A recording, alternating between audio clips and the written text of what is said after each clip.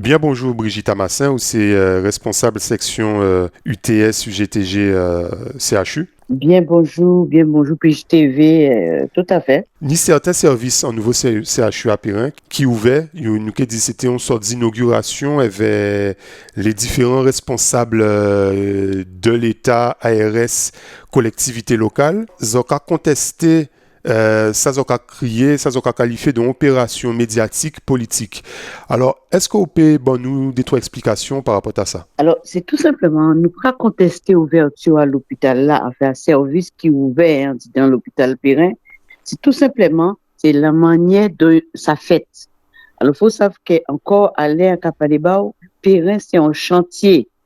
Donc, nous avons une sous-commission de sécurité qui passait, et ça depuis 31 juillet 2025. C'est là que nous, en tant que formation en spécialisée en matière de santé, sécurité, conditions de travail, quoi, qui est F3SCT en disant à CHU là, qui sont une instance qui prend mise à condition à travailler à mon santé, sécurité à yo, nous pas associés.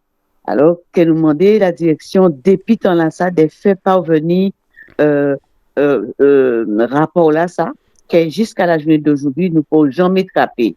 Donc nous avons dit qu'il y a une nouvelle sous-commission qui a passé 30 mars 2026 avec en bout à ça une ouverture partielle pour service à imagerie.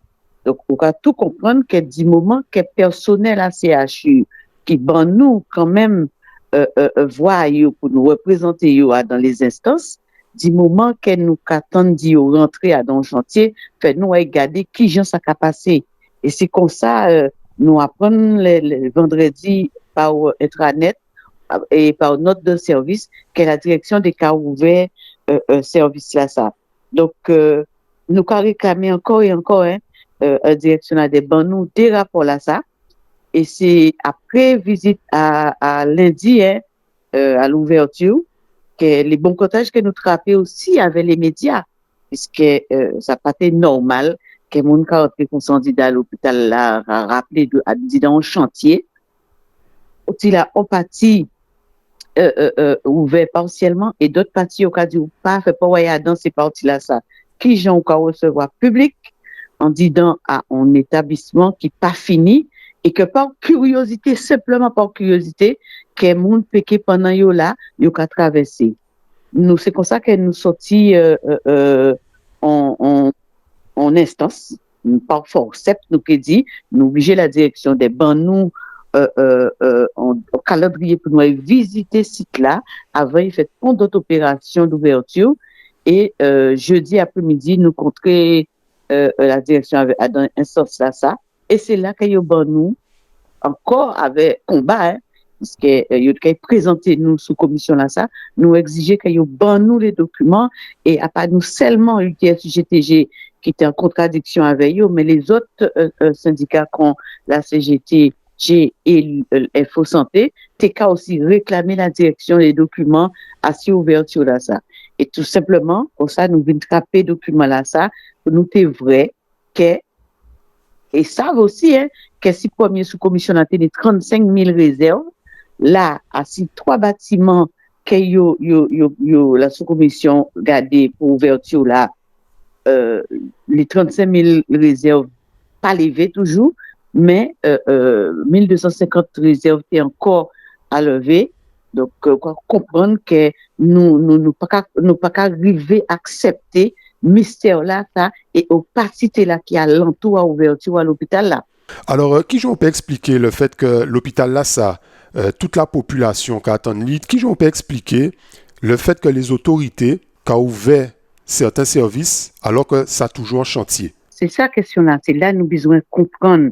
Alors, on nous a dit que c'est, alors, il a expliqué nous aussi que c'est les équipements qui arrivaient en disant l'hôpital là, qui n'est en durée par rapport à garantie à eux.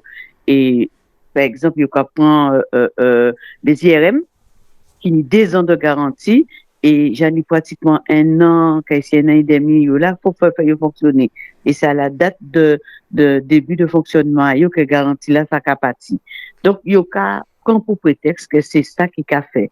Mais, OK, l'imagerie, mais deuxième service là qui est rentré là, qui a trouvé ici le centre de consultation de recherche à l'urologie, on a trouvé aussi l'ORL et la neurochirurgie, qui j'en fait ce deuxième service là, ça qui est rentré dans le chantier là, ça encore. Aussi là, nous savons non turnover, puisque c'est consultation externe, son turnover, puisque ce service ça, ça a trouvé au GIPRATEG à Jarry. Donc, son turnover. Là, nous poser question là, médecin là qui était présent à l'instance là, dit nous simplement oui, c'est parce que c'est jaloux.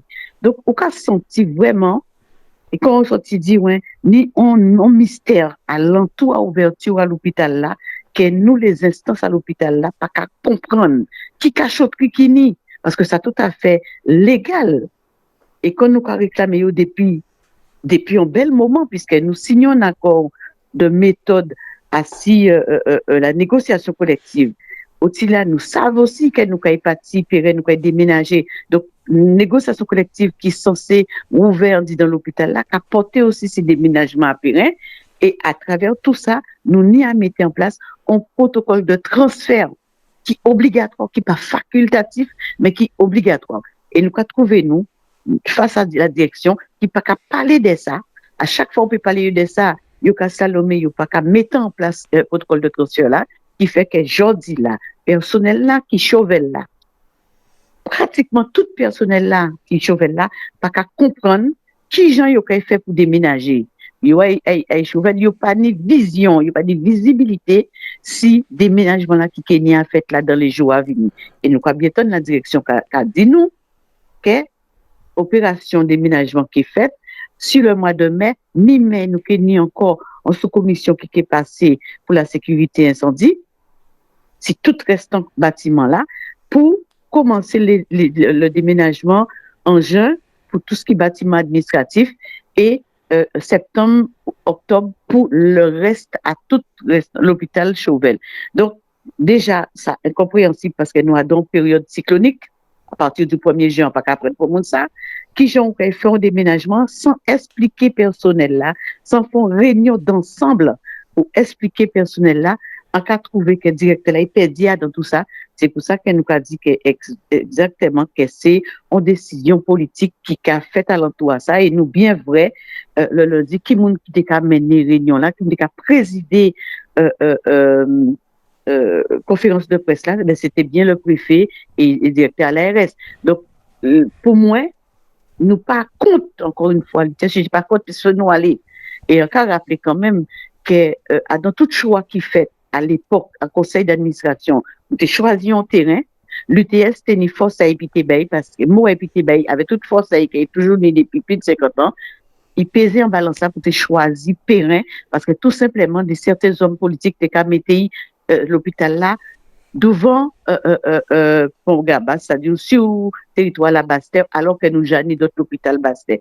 Donc, on doit tout comprendre que nous avons tout intérêt aussi, hein, nous qui là, de comprendre pour la population, nous, pour l'offre de soins ouverte dans l'hôpital, là, ça correctement, il fait en lien avec les autres, l'hôpital qui est alentour, on doit tout comprendre que nous avons toute précaution, nous, pour faire que l'hôpital là, ça ouvert proprement, en toute belleté. Brigitte Amassin, le Pige TV Radio, merci.